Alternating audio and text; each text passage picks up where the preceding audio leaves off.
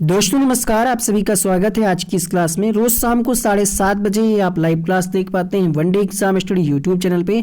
CTET 2021 की परीक्षा की तैयारी कर रहे हैं तो ये वीडियो आपके लिए इंपॉर्टेंट होगा। इसमें हम बाल विकास एवं शिक्षा शास्त्र के प्रीवियस ईयर के क्वेश्चंस पेपर का एनालिसिस करेंगे। 2018 का ये पेपर होगा, दिसंबर का। चेक करिए कि प्रीवियस ईयर में आप 30 क्वेश्चन में कितने सही कर पाते हैं। हालांकि ये पेपर आपने इसके पहले भी कई बार सॉल्व किया होगा। तो चलिए शुरू करते हैं पहले क्वेश्चन से। वीडियो पसंद आए तो लाइक करिएगा, चैनल पे पहली बार आए सब्सक्राइब करके बेल आइकन को ऑन कर लीजिएगा। जितने भी लोग लाइव जुड़े हैं उन सभी को गुड इवनिंग, नमस्कार, राम राम, सत श्री अकाल। 2018 में सीटेट की परीक्षा एक ही बार हो पाई थी और 2017 में परीक्षा नहीं हुई थी। तो ये 2018 का पेपर अब आप सॉल्व करने जा रहे हैं, बाल विकास एवं शिक्षा शास्त्र। पहला प्रश्न है आपके सामने, आनुवांशिकता और पर्यावरण की भूमिका के बारे में निम्नलिखित में से कौन सा कथन सत्य है। उम्मीद करते हैं आपको चारों ऑप्शन बिल्कुल साफ दिख रहे होंगे। पहला ऑप्शन है, विकास के कुछ पहलू आनुवांशिकता और कुछ अन्य पर्यावरण से अधिक प्रभावित होते हैं। सीखने और प्रदर्शन करने की बच्चे की क्षमता जीन्स यानी जीनों द्वारा पूरी तरह से निर्धारित होती है। हमने आपको ट्रिक वाले वीडियो में क्या बताया कि अगर कहीं ऑप्शन में मिलता है पूरी तरह से, हमेशा, केवल, तो वो ऑप्शन क्या होगा, गलत हो जाएगा। तो यहाँ पे लिखा है पूरी तरह से, ये हो गया गलत। अच्छी देखभाल और पौष्टिक आहार बच्चे के लिए किसी भी जन्मजात विकार को दूर करता है। यहाँ पे भी क्या लिखा है, पर्यावरण केवल बच्चे के भाषा विकास में, तो ये भी आपका ऑप्शन गलत हो गया। अब बात यहाँ पे की जा रही है आनुवंशिकता और पर्यावरण की, और पूछा क्या जा रहा है, कौन सा कथन सत्य है। ये क्वेश्चन आप जरूर ध्यान दीजिएगा कि प्रश्न में ये पूछ रहा है कि कथन सत्य है या फिर कथन सत्य नहीं है या फिर कथन गलत है। इसको पहले आप ध्यान रखिएगा। तो यहाँ पे इसका आंसर क्या मिलेगा पहले प्रश्न के लिए कि विकास के कुछ पहलू आनुवंशिकता और अन्य कुछ पहलू पर्यावरण से प्रभावित होते हैं, क्योंकि विकास में आनुवंशिकता और पर्यावरण दोनों की ही भूमिका होती है। क्वेश्चन नंबर 1 के लिए आपको उत्तर मिला ऑप्शन नंबर ए। दूसरा देखिएगा, निम्नलिखित में से कौन सा कथन पियाजे के अनुसार कहा नहीं जा सकता। ये प्रश्न बहुत ज्यादा लोग गलत करते हैं। यहाँ पे नाम लिखा है जीन पियाजे का, इनके अनुसार ही आपको बताना है। पहला ऑप्शन है विकास गुणात्मक चरणों में होता है, बिल्कुल बात सही है। 4 अवस्थाएं बताई हैं जीन पियाजे ने, और वैसे भी आप जानते हैं कि विकास गुणात्मक चरणों में होता है, ठीक है, स्टेप बाय स्टेप, एक निश्चित क्रम से। दर अलग अलग होती है लेकिन एक ही क्रम को फॉलो करता है। सिरा पदाभिमुख सिद्धांत भी आपने पढ़ा होगा कि विकास सिर से पैर की ओर होता है। आपने ये भी पढ़ा होगा कि निरंतरता का सिद्धांत, यानी विकास निरंतर चलने वाली प्रक्रिया है। लेकिन यहाँ पे आपसे पूछा जा रहा है कि पियाजे के अनुसार कौन सा कथन गलत है। कहा नहीं जा सकता मतलब गलत है। बच्चे अपने दुनिया के बारे में ज्ञान का निर्माण और उपयोग करते हैं, ये बात सही है। निरंतर अभ्यास से अधिगम होता है, यहाँ पे अधिगम होगा। बच्चे अपने पर्यावरण पर क्रिया करते हैं, तो ये 3 स्टेटमेंट पियाजे के ही हैं। निरंतर अभ्यास से अधिगम होता तो है, लेकिन जीन पियाजे इस बात को नहीं मानते, जबकि थॉर्नडाइक का यही कहना है। आपने पढ़ा होगा थॉर्नडाइक ने नियम दिया, अभ्यास का नियम, तत्परता का नियम। जीन पियाजे नहीं मानते इस बात को। तो ध्यान दीजिएगा, यहाँ पे इस प्रश्न का आंसर मिलेगा ऑप्शन नंबर 3। सिर्फ आंसर ही नहीं, अब आपको यहाँ पे 3 बातें और पता चल गई। पियाजे के अनुसार 3 बातें यहाँ पे जो सही हैं ये भी पता चल गई। मान लिया अगली बार आपसे पूछ ले कि निम्नलिखित में से कौन सा कथन पियाजे के अनुसार सही है, 4 ऑप्शन दे दे और नीचे कूट दे दे, तो आपको पता होना चाहिए कि पियाजे के अनुसार विकास गुणात्मक चरणों में होता है। बच्चे अपनी दुनिया के बारे में ज्ञान का निर्माण और उपयोग करते हैं। एज इट इज क्वेश्चन आया है, ये डायरेक्ट लाइन लिखी हुई है और आपसे पूछा जाता है कि ये स्टेटमेंट किसका है, ठीक है।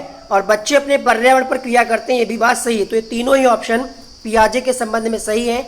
अभ्यास की बात पियाजे नहीं मानते। क्वेश्चन नंबर 3, निम्नलिखित में से कौन सी पूर्व संक्रियात्मक विचार की एक सीमा नहीं है। बहुत ही ये स्टैंडर्ड लेवल का क्वेश्चन है पियाजे का, बहुत लोगों का गलत हो जाता है, ठीक है। ध्यान दीजिएगा, यहाँ पे आपसे पूछा जा रहा है कि पूर्व संक्रियात्मक अवस्था जो है पियाजे की, उसकी एक विशेषता नहीं है, उसकी एक सीमा नहीं है, उसका एक दोष नहीं है, ऐसे समझिए आप। ध्यान केंद्रित करने की प्रवृत्ति, प्रतीकात्मक विचार का विकास, अहम मान्यता, अनुत्क्रमणीयता मतलब इरिवर्सिबिलिटी। जैसे बच्चे को ये पता है कि बर्फ से पानी बन जाता है, लेकिन पानी से फिर से बर्फ बन जाए ये बच्चा नहीं समझ पाता, ये होता है इरिवर्सिबिलिटी का गुण, ठीक है। तो यहाँ पे आप ध्यान दीजिएगा, क्वेश्चन नंबर 3 के लिए आंसर मिलेगा आपको यहाँ पे प्रतीकात्मक विचार का विकास। ये जो है पूर्व संक्रियात्मक विचार की एक लिमिट नहीं है, एक सीमा नहीं है, ठीक है। बाकी जो है ये एक लिमिटेशंस है, ध्यान केंद्रित करने की प्रवृत्ति, अहम्मन्यता, अनुत्क्रमणीयता। ध्यान केंद्रित करने की प्रवृत्ति का मतलब है कि बच्चे को अगर आप कोई चीज़ दिखाते हैं तो उसका एक ही सेंटर पे उसका ध्यान रहता है। जैसे आप मान लिया कोई पेन दिखाएं, ठीक है, तो अगर वो पेन का कलर देख रहा है तो कलर ही देखेगा, साइज, पेन कैसा लिखता है, पेन का क्या है, बाकी कितना लंबाई है, कैप लगा कि नहीं, बाकी चीज़ें वो नहीं देखता है, सिर्फ वो पेन का कलर ही देखेगा। ऐसे ही अगर वो कलर के बजाय बाकी चीज़ों को देखेगा तो फिर कलर नहीं देखेगा, मतलब एक ही चीज़ पे ध्यान केंद्रित करता है पूर्व संक्रियात्मक अवस्था में। इसका आंसर यही होगा, प्रतीकात्मक विचार का विकास।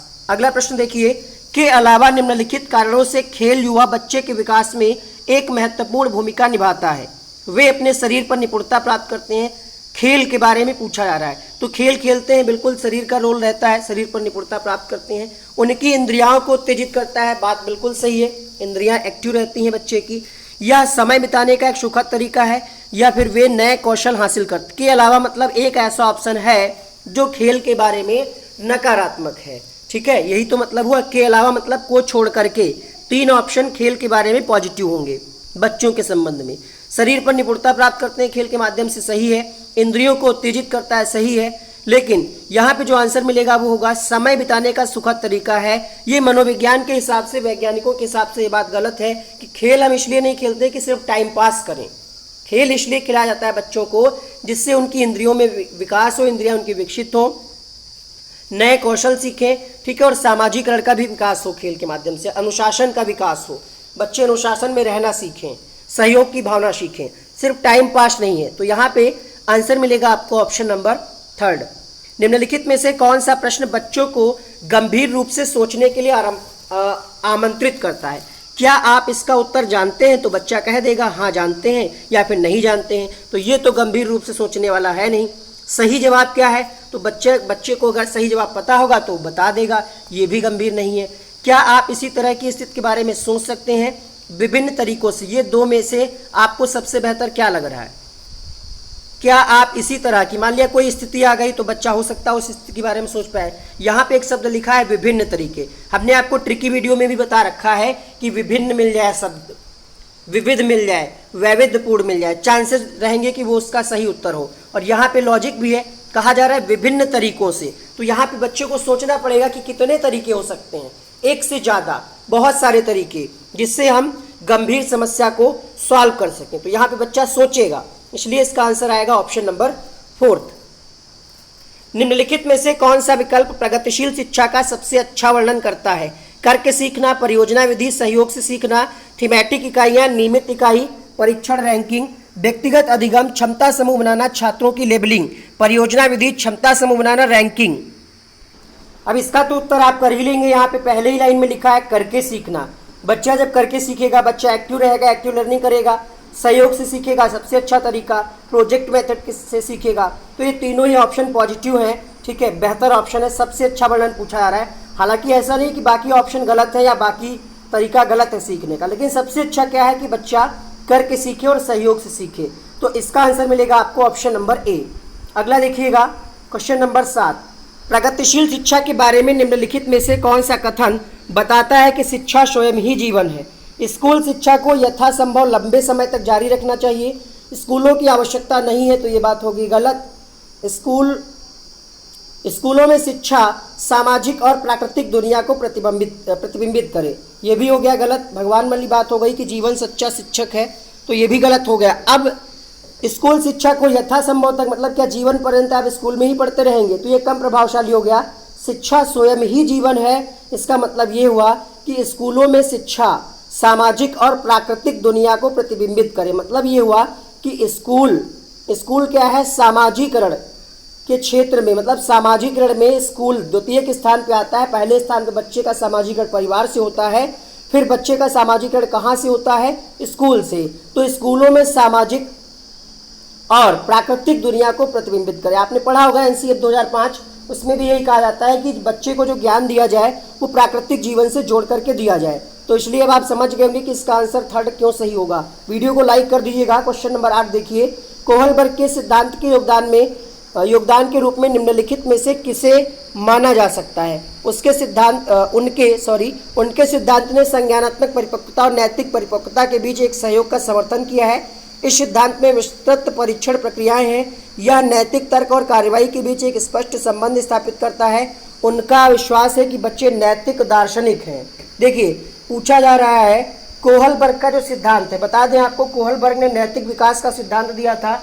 ठीक है, क्वेश्चन नंबर 8 में आपसे यहाँ पे सबसे बेहतर ऑप्शन क्या है? उनका सिद्धांत जो है संज्ञानात्मक परिपक्वता और नैतिक परिपक्वता के बीच एक सहयोग का समर्थन किया है। बता दें आपको 3 स्तर और 6 अवस्थाएं बताई थी कोहलबर्ग ने अपने सिद्धांत में। क्वेश्चन नंबर 8 का आंसर मिलेगा आपको पहला ऑप्शन। ये भी वाइगोत्स्की से क्वेश्चन है। ZPD, जिसको हिंदी में लिखा गया है निकटवर्ती विकास का क्षेत्र, संदर्भित करता है। किसको संदर्भित करता है? उस चरण को जब अधिकतम विकास संभव है, उस विकासात्मक चरण को जब बच्चा सीखने की पूरी जिम्मेदारी लेता है। देखिए, ये अगर आपने वाइगोत्स्की की थ्योरी पढ़ी है तो आपको पता होगा कि ZPD क्या है, MKO क्या है और स्कैफोल्डिंग यानी पाड़ ढांचा क्या है। हालांकि हमने आपको कई बार बताया है। ठीक है, तो ZPD होता है एक संदर्भ जिसमें बच्चा सहयोग के सही स्तर के साथ कोई कार्य लगभग स्वयं कर सकता है। ठीक है, थोड़ा सा अगर सहयोग मिल जाता है तो बच्चा क्या करता है, कार्य स्वयं कर लेता है। एक ऐसा संदर्भ, उसी को हम कहते हैं निकटवर्ती विकास का क्षेत्र या ZPD। ZPD का फुल फॉर्म होता है जोन ऑफ प्रॉक्सिमल डेवलपमेंट। यहाँ पे अगर सहयोग जो देता है उसको हम कहते हैं MKO, मोर नॉलेजेबल अदर। ठीक है, जैसे हम आपको यहाँ पे सहयोग दे रहे हैं तो हम आपके क्या हुए यहाँ पे MKO। ठीक है, अस्थायी जो मदद होती है कुछ समय के लिए वो होती है स्कैफोल्डिंग या पाड़ या ढांचा या मचान भी आप कह सकते हैं। तो अब आप समझ गए होंगे कि निकटवर्ती विकास का क्षेत्र क्या है? एक ऐसा संदर्भ जिसमें बच्चे सहयोग के सही स्तर के साथ कोई कार्य लगभग स्वयं कर सकते हैं। अगला प्रश्न देखिए, एक उभयलिंगी व्यक्तित्व, इसमें क्या होगा? स्त्री लक्षणों वाले पुरुष को संदर्भित करता है। उभयलिंगी का मतलब क्या हुआ? आप समझ गए होंगे उभयलिंग। ठीक है, आपने पढ़ा होगा स्त्रीलिंग, पुल्लिंग और उभयलिंग। तो बस आंसर आपके सामने है। उभयलिंगी व्यक्तित्व में क्या होगा? मर्दाना और स्त्री गुणों का समायोजन होगा। तो यहाँ पे क्वेश्चन नंबर 10 के लिए आंसर मिलेगा आपको ऑप्शन नंबर 2। अगला प्रश्न देखिए, बच्चे डैश को छोड़कर अन्य सभी के द्वारा लिंग भूमिकाएं ग्रहण करते हैं। मीडिया, सामाजिकरण, संस्कृति, ट्यूशन। तो मीडिया जो है इसको छोड़ करके या फिर ट्यूशन को, तो यहाँ पे बहुत सारे लोग बता रहे हैं मीडिया नहीं होगा भाई। मीडिया से तो हम लैंगिक भूमिकाओं को समझते हैं, ग्रहण करते हैं, सामाजिकरण से भी, संस्कृति से, लेकिन ट्यूशन से नहीं। तो यहाँ पे इस प्रश्न का आंसर आएगा ऑप्शन नंबर 4।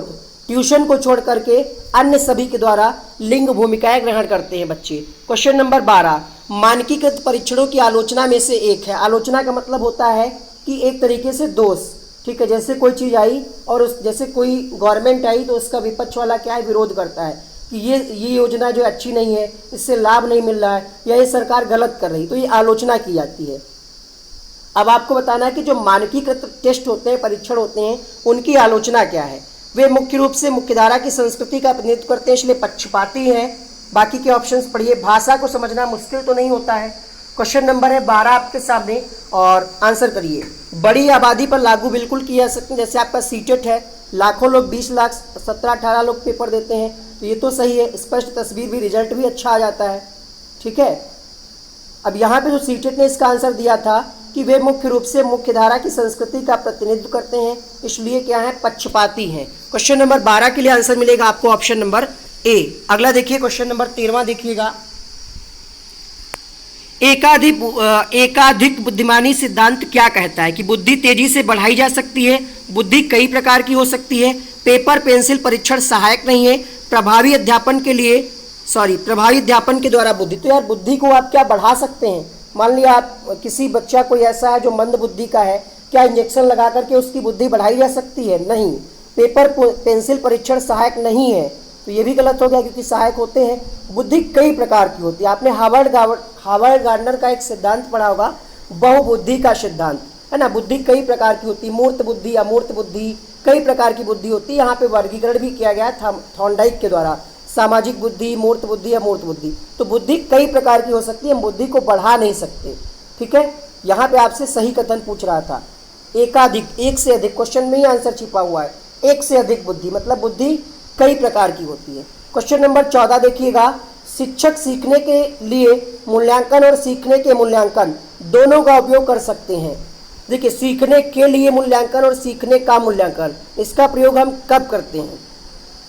पहली बात तो आपको ये पता होना चाहिए कि आकलन और मूल्यांकन, ठीक है, इससे प्रश्न आते हैं आपकी परीक्षा में। मूल्यांकन क्या होता है? जैसे आप ओवरऑल आपने साल भर में जो कुछ पढ़ाया और उसका जो टेस्ट लेने के बाद जो फाइनल रिजल्ट आता है, रिपोर्ट कार्ड, वो होता है मूल्यांकन। आकलन क्या होता है? जो आप टेस्ट लेते हैं, वो एक तरीके से आकलन के तरीके हैं। तो हम क्यों करते हैं ये सब? इसलिए करते हैं जिससे हमें पता चले कि बच्चों की प्रगति का स्तर क्या है और उपलब्धि स्तर क्या है। मतलब बच्चों ने कहाँ तक अध्ययन कर लिया है, क्या क्या अधिगम में सीख लिया है सिलेबस के हिसाब से, तो बच्चों की प्रगति क्या है और उपलब्धि स्तर क्या है, ये होगा यहाँ पे सही आंसर। बाकी के क्यों नहीं होंगे? क्योंकि यहाँ पे सिर्फ देखिए, आवधिक अंतरालों पर बच्चे के प्रदर्शन का आकलन, उसके प्रदर्शन को प्रमाणित करने में, देखिए सबसे बेहतर ऑप्शन आपको ढूंढना है जो डायरेक्ट उसी बात को कही जा रही हो, ठीक है, जो कि है आपका पहला ऑप्शन। तो ये आपको सिर्फ कंफ्यूज करने के लिए दिए हैं। निम्नलिखित में से कौन सा सतत और व्यापक मूल्यांकन से संबंधित नहीं है? पहला ऑप्शन है, इसे भारत के शिक्षा के अधिकार अधिनियम द्वारा अनिवार्य किया गया है। ये शिक्षण अधिगम प्रक्रिया का एक अभिन्न अंग है। ये विभिन्न शिक्षा क्षेत्रों में बच्चे की उपलब्धि पर केंद्रित है। यह बच्चों को धीमे, खराब, बुद्धिमान के रूप में चिन्हित करने में उपयोगी होता है। प्रश्न संख्या 15 आपके सामने पूछा जा रहा है, सतत और व्यापक मूल्यांकन से संबंधित नहीं है। बताइए आंसर, फटाफट से बताइए। क्वेश्चन नंबर 15 के लिए देखिए, यहाँ पे आपसे पूछ रहा था संबंधित नहीं है। हमने आपको क्या बताया था? सिर्फ परीक्षा पे या बच्चों को पास फेल करने पे बल नहीं देंगे, और वही यहाँ पे आपको मिल रहा है नेगेटिव ऑप्शन। ये बच्चों को धीमे, खराब, बुद्धिमान के रूप में चिन्हित करने में उपयोगी है। ये बात बिल्कुल गलत है। जबकि सतत मूल्यांकन से क्या होता है? बच्चों की प्रगति का पता चलता है, उपलब्धि स्तर का भी पता चलता है, और कहाँ पे बच्चे को हम और अच्छे से हेल्प करके उसको और बेहतर सिखा सकते हैं, इसमें मदद करता है। यहाँ पे हम सिर्फ चिन्हित करने का काम नहीं करते हैं सतत व्यापक मूल्यांकन से। तो यहाँ पे नेगेटिव ऑप्शन मिला आपको क्वेश्चन नंबर 15 के लिए, ऑप्शन नंबर 4। क्वेश्चन नंबर 16 देखिए, बच्चों में प्रतिभाशालिता डैश के कारण हो सकती है। सिंपल सा क्वेश्चन है। क्वेश्चन नंबर 16 आंसर क्या मिलेगा? प्रतिभाशालिता। क्वेश्चन नंबर 16 के लिए आंसर मिलेगा आपको यहाँ पे, आनुवांशिकता और वातावरण के बीच अंतःक्रिया के कारण प्रतिभाशालिता हो सकती है। तो यहाँ पे आंसर मिलेगा क्वेश्चन नंबर 16 के लिए, ऑप्शन नंबर ए। प्रश्न संख्या 17 है, सामाजिक आर्थिक रूप से वंचित पृष्ठभूमि से आने वाले बच्चों को कक्षा के माहौल की आवश्यकता होती है जो उन्हें अच्छा व्यवहार सिखाए, उनके सांस्कृतिक और भाषाई ज्ञान को महत्व दे, उनका उपयोग करना सिखाए या उनका उपयोग करता है, उनकी भाषा के उपयोग को हतोत्साहित। अब आपको देखिए यहाँ पे ट्रिक जो है आपको काम कर रही है। यहाँ पे बच्चों को हतोत्साहित किया जा रहा है, यहाँ पे वर्गीकृत किया जा रहा है। ये दोनों ऑप्शन हो गए गलत। अब क्या आपको बेहतर ऑप्शन ढूंढने में कोई कठिनाई हो रही है? नहीं हो रही। यहाँ पे ऑप्शन नंबर 2 सही हो जाएगा, क्योंकि उनका उपयोग किया जा रहा है और उनके सांस्कृतिक और भाषाई ज्ञान को महत्व दिया जा रहा है। बाल केंद्रित शिक्षा भी ये कहती है कि बच्चों की आवश्यकताओं को ध्यान में रखा जाए और बच्चों की बात को वैल्यू दी जाए, उनके महत्व दिया जाए क्लास में। तो जो ऐसे बच्चे जो सामाजिक आर्थिक रूप से वंचित हैं, उनको क्या है, सांस्कृतिक और भाषाई ज्ञान को महत्व देता है, उनका उपयोग करता है। तो इसका ऑप्शन नंबर 2 सही होगा। क्वेश्चन नंबर 18 देखिए, कक्षा में सृजनात्मक और प्रतिभाशाली बच्चों के लिए आवश्यक हस्तक्षेप निर्भर करता है किस पर? क्या उनको एक्स्ट्रा समय दिया जाए, अतिरिक्त समय दिया जाए, स्नेही होने के नाते पर अन्य बच्चों को पढ़ाने की जिम्मेदारी क्यों देंगे हम? मान लिया कोई बच्चा सृजनात्मक है, प्रतिभाशाली है, तो क्या करेंगे हम? उसको प्रेरित करेंगे, है ना। शिक्षक द्वारा अनुकूलित और प्रेरक निर्देशन तरीकों के उपयोग पर निर्भर करता है कि वो बच्चे और कैसे बेहतर कर पाएंगे। तो यहाँ पे 18 के लिए ऑप्शन नंबर 1 सही होगा। क्वेश्चन नंबर 19 देखिएगा, अति संवेदनशील बच्चों को सीखने में मदद करने के लिए निम्नलिखित में से कौन सा तरीका उपरोक्त नहीं है? देखते ही आप क्वेश्चन का आंसर पहचान लेंगे। क्वेश्चन नेगेटिव है, मतलब 3 ऑप्शन सकारात्मक होंगे, एक होगा जो होगा गलत। गलत ऑप्शन आपको अलग ही दिख रहा होगा, हमें ज़्यादा बताने की आवश्यकता नहीं है, क्योंकि यहाँ पे लिखा है कि बेचैन होने पर उन्हें हम फटकार लगाएं। तो फटकार लगाना, डांटना, दंड देना, कठोर दंड देना, अनदेखा करना, इग्नोर करना, उपेक्षा करना, ये सब क्या है? गलत बात है। तो यहाँ पे आंसर मिल जाएगा ऑप्शन नंबर 4। ज़्यादा आपको पढ़ने की आवश्यकता नहीं है इस ऑप्शन में। जैसे ही आपको प्रश्न मिल रहा है, ये आपको टाइम बचाएंगे ऐसे कुछ प्रश्न। अलग अलग सोच वाले पैटर्न उन बच्चों की पहचान करते हैं। अब अलग अलग सोच किनकी होगी, किस प्रकार के बच्चों की होगी? जो बच्चे विकलांग होंगे, हो भी सकता है, लेकिन ऐसा नहीं कि विकलांग बच्चों की सोच अलग अलग नहीं होगी। लेकिन यहाँ पे हमें क्या करना है, बेहतरीन ऑप्शन को देखना है। अगर आपने बालकों के प्रकार पढ़े होंगे तो उसमें पढ़ा होगा प्रतिभाशाली बालक और सृजनात्मक बालक। सृजनात्मक बालकों की खास बात यही होती है कि वो कुछ अलग अलग, कुछ नया सोचने का प्रयास करते हैं, कुछ क्रिएटिविटी दिखाते हैं। तो यहाँ पे क्वेश्चन नंबर 20 के लिए आंसर मिलेगा आपको ऑप्शन नंबर 3। निम्नलिखित में से कौन सा शिक्षक द्वारा कक्षा में बच्चों के लिए समस्या हल करने के तरीके का वर्णन नहीं करता? इस पेपर में नेगेटिव वाले क्वेश्चंस ज़्यादा आए थे, है ना। तो इन चीज़ों के लिए आपको तैयार रहना है कि क्वेश्चंस कैसे पूछे जा रहे हैं। पहला ऑप्शन है, किसी विशेष समस्या को हल करने के बारे में अपनी विचार प्रक्रियाओं पर चर्चा करना, कुछ हल करते समय गलतियों को करने के प्रति ईमानदार रहना, सोच विचार परीक्षण और विभिन्न उत्तरों जैसी शब्दावली का प्रयोग करना, अभिसरण उत्तरों वाले प्रश्न पूछना।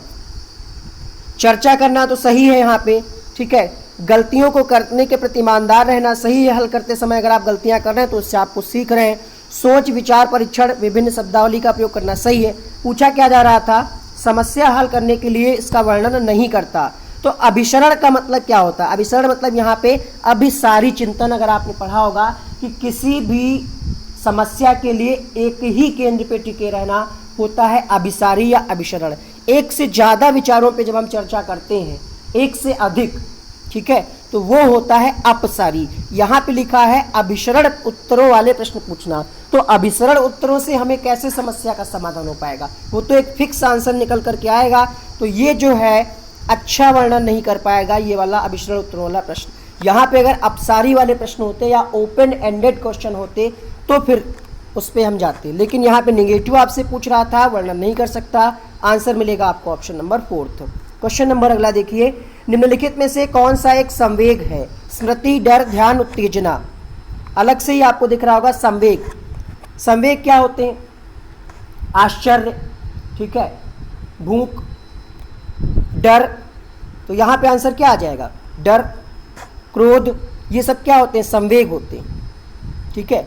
उत्तेजना या भावों में जो उथल पुथल होती है, जैसे आप अचानक से रोड पे जा रहे हो, आपको शेर दिख जाए तो आप डर जाएंगे, ये क्या है? संवेग है, ठीक है। बाकी नहीं है यहाँ पे कोई संवेग। अगला प्रश्न देखिए, एक 3 साल का बच्चा बताता है कि दूध बूथ पर एक मशीन द्वारा दूध का उत्पादन होता है। मतलब बच्चे को ये लगता है कि गाय भैंस से दूध नहीं आता, मशीन से दूध आता है। निम्नलिखित में से कौन सा बच्चे की समझ का सबसे अच्छा स्पष्टीकरण कर रहा है? मतलब बच्चा क्या सोचेगा उसको देख करके। बच्चे को दुनिया का बहुत सीमित अनावरण ज्ञान है। बच्चे का जवाब दूध बूथ से दूध खरीदने के अपने अनुभव पर आधारित है। बच्चे ने गायों को कभी नहीं देखा। बच्चे का परिवार बच्चे को प्रेरक वातावरण प्रदान नहीं करता। तो ये हम कैसे कह सकते हैं कि वातावरण प्रदान नहीं करता? ठीक है, सीमित वैसे भी गलत हो गया, ठीक है, क्योंकि बच्चे क्या है, सक्रिय निर्माता होते हैं, खोज आधारित अधिगम करते हैं। अब बच्चा गया है दूध लेने मशीन पे, तो उसको तो यही लगेगा ना, उसका एक अपना अनुभव है कि मशीन से हमें दूध मिलता है। ऐसा हम नहीं कह सकते कि गाय नहीं देखी। मान लिया गाय तो देखी होगी, लेकिन बच्चे को ये नहीं पता होगा कि गाय दूध भी देती है, वो एक अलग बात हुई। यहाँ पे जो कंडीशन दी है, ठीक है, सबसे अच्छा स्पष्टीकरण कौन सा कर रहा है कि बच्चे का जो जवाब है, बच्चे ने ये कहा, ठीक है, बच्चे को क्या लगता है कि दूध बूथ पर एक मशीन द्वारा दूध का उत्पादन होता है। तो बच्चे का ये जो विचार है, ये उसके अपने खुद के अनुभव है, पर्सनल। पहला नहीं, यहाँ पे दूसरा ऑप्शन सही होगा। अगला प्रश्न देखिए, निम्नलिखित में से कौन सा शिक्षक की भूमिका का सबसे अच्छा वर्णन करता है? ऐसा प्रश्न आपकी परीक्षा में हर बार आएगा, क्योंकि आप शिक्षक बनने जा रहे हैं। कैसे आप कंडीशंस को वहाँ पे फेस करेंगे, आपसे पूछा जाएगा। देखिए यहाँ पे एक कहा जा रहा है कि निर्धारित पाठ्य पुस्तक तो एक ही आप निर्धारित फिक्स उसी पे आप निर्धारित रहेंगे, उसके अलावा कहीं पे नहीं पढ़ाएंगे, मतलब कोई और सोर्स नहीं लेंगे। तो ये हो गया कमजोर ऑप्शन, ठीक है। यहाँ पे पाठ्यक्रम को पूरा करने पर बल दी जा रही है। और यहाँ पे क्या कहा जा रहा है, कक्षा में शिक्षक की सबसे महत्वपूर्ण भूमिका सबसे महत्वपूर्ण भूमिका सिर्फ अनुशासन बनाए ही रखना है, अच्छा शिक्षण नहीं होगा भूमिका। बच्चे प्रश्न पूछेंगे, बच्चों को समस्या आएगी, वो नहीं होगा। सबसे अच्छा वर्णन कर रहा है यहाँ पे ऑप्शन नंबर 4। आराम पे मत जाइएगा। आराम का मतलब ये नहीं कि टीचर आराम करेगा, सो जाएगा वहाँ पे, नहीं। आराम के लिए जगह बनाना जहाँ बच्चे संवाद और पूछताछ के माध्यम से सीख पाएँ। बच्चे के मन में जो समस्या हो वो आराम से डिस्कस करके टीचर से अपने पूछ पाएँ। यहाँ पे आंसर मिलेगा आपको ऑप्शन नंबर 4। अगला प्रश्न देखिएगा, ठीक है।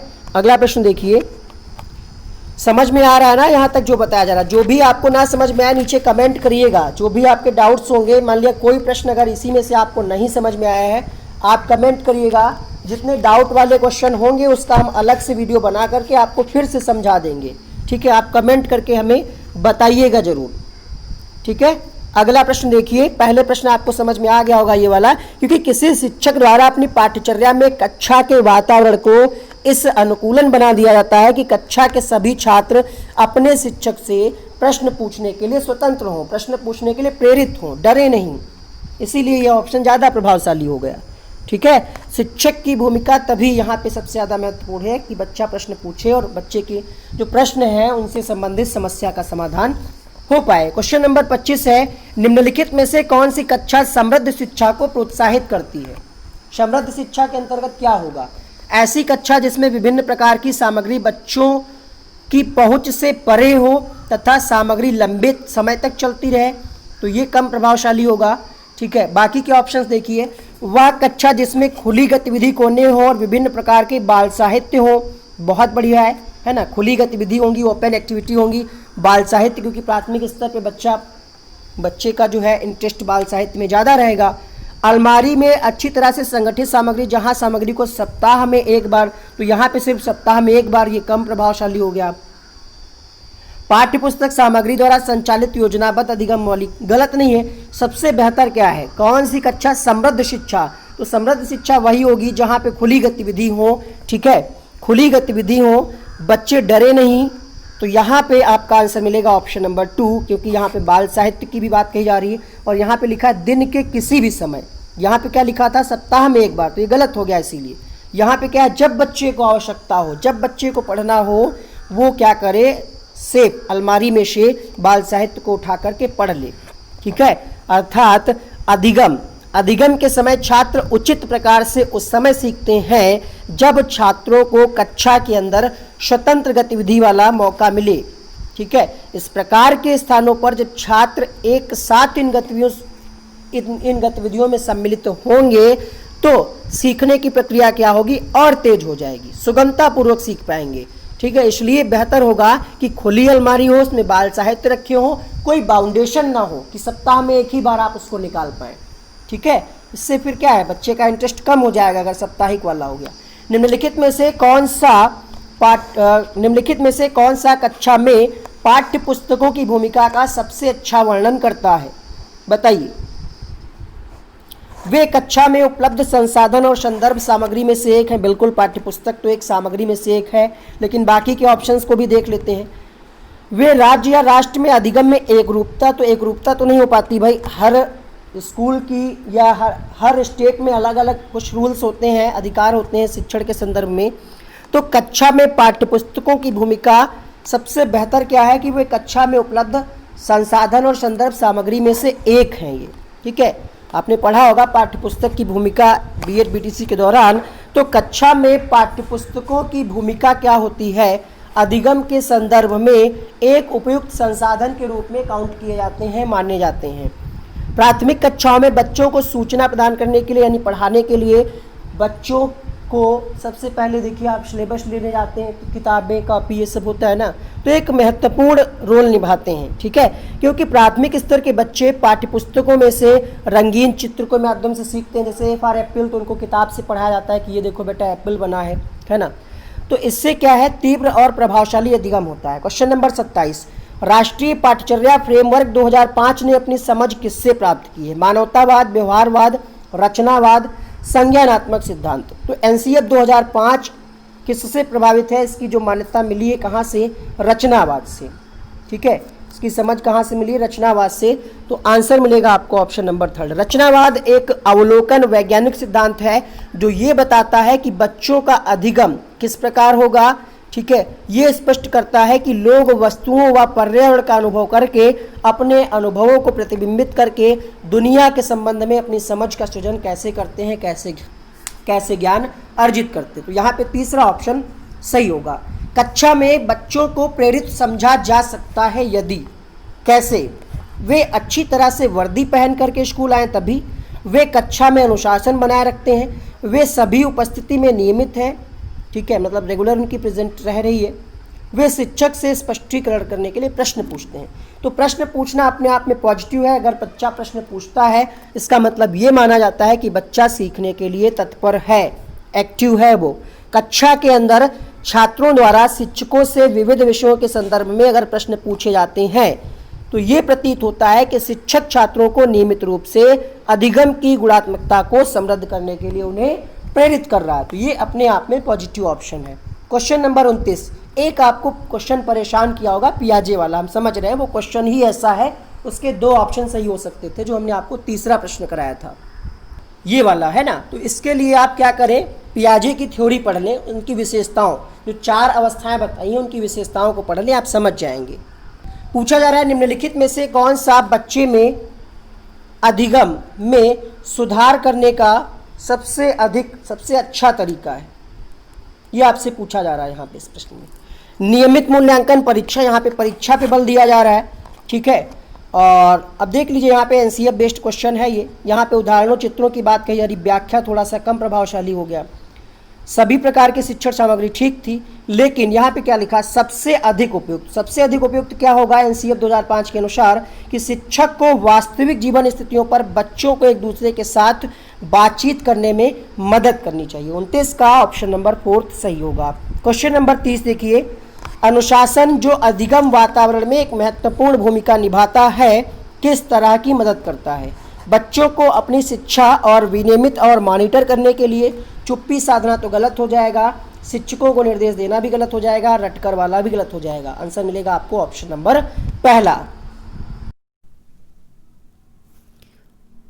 30 में कितने आपके सही हुए इस वीडियो के नीचे कमेंट बॉक्स में लिखिएगा। उम्मीद करते हैं ये क्लास आपको पसंद आई होगी। यहाँ पे कुछ अन्य वीडियो के लिंक आपको दिख रहे होंगे, थंबनेल बन करके आ रहे होंगे, उनको आप क्लिक करके देख सकते हैं। Wish you all the best, thank you so much इस वीडियो को देखने के लिए। मिलता है अगली क्लास में रोज शाम को 7:30 बजे।